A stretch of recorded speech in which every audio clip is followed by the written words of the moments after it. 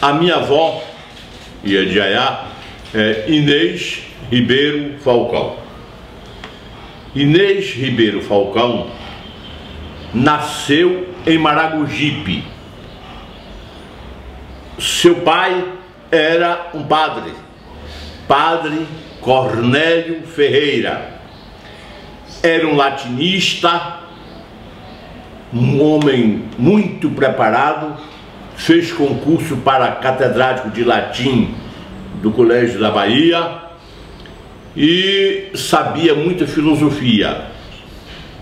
Lá em Maragogipe, ele se encontrou com uma moça e teve vários filhos. Inês Ribeiro Falcão, Luzia Ribeiro,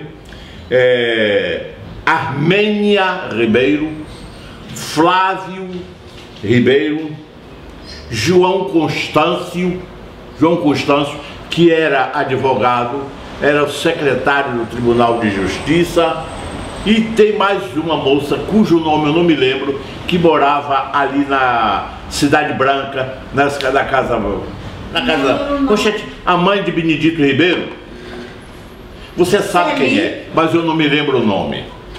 São esses os irmãos de vovó. Peraí, a mãe... Vovó, nascida em Maragogipe, como disse, veio para Salvador estudar na escola normal. Depois de formada em professora primária, começou a lecionar em Maragogipe. Mas o pai dela, o padre Cornélio, pediu a um político de São Felipe, que era distrito, o Conceição do Almeida era distrito de São Felipe na época, e ele nomeou vovó como professora de Conceição do Almeida. Chegou vovó mais ou menos com uns 19 anos de idade. Foi testemunha em Conceição do Almeida da abolição do cativeiro, da proclamação da República, da emancipação do município. Lá, como professora, ele se casou com Romão Gramacho Falcão. E desse casamento surgiu Antônio Ribeiro Falcão, José Ribeiro Falcão, Eduardo Ribeiro Falcão, Dalmácia Falcão de Campos e Maria Falcão de Campos, minha mãe.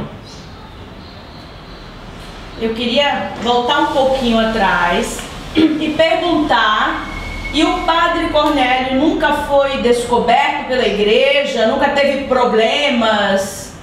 Não, vejam só, naquele tempo,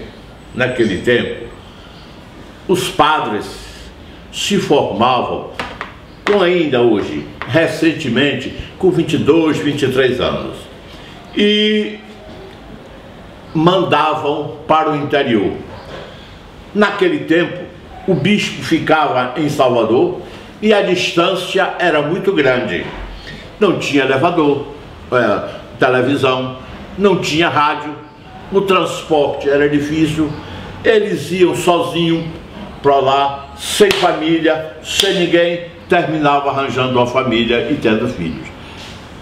E assim foi muito tempo, até que, quando foi nomeado arcebispo da Bahia, do Augusto Álvaro da Silva, que era um homem muito rigoroso, exigente, muito rigoroso, e aí ele pegou esses padres que têm família, tirou daqui, jogou para aqui, jogou para lá, e começou a vigiar. Mas naquele tempo passado era normal, quase todo padre tinha, todo padre tinha.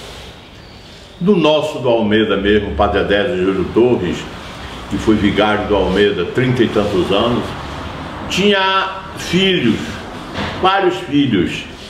E mas inclusive... só que Padre Adésio não tinha uma família. Ele tinha vários filhos. Ele tinha vários filhos. E depois de velho, já de idoso, doente, porque ele morava com uma sobrinha chamada Margarida, cujo título era Guida. Mas ela morreu e ele ficou sozinho, já velho, doente, sofrendo inclusive do pulmão. Então ele se passou para morar na casa de um amante. Maria Pabinha.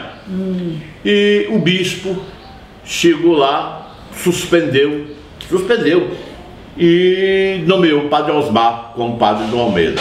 Bom, o bispo agiu normal, era a sua autoridade, mas repare, o padre Adélcio já velho, doente, como podia ficar em cima da cama sozinho, que ele dava um remédio, que ele dava alimentação. A gente tem que entender que Deus há de justificar essas coisas, há de entender essas coisas. Depois de velho, depois de moço, não. Mas na situação ele não podia de fato ficar sozinho. Agora, por outro lado, o bispo também tinha esse seguro. As pessoas naquela época aceitavam normalmente, né? Era o quê? Os moradores do Almeida, os fiéis, aceitavam.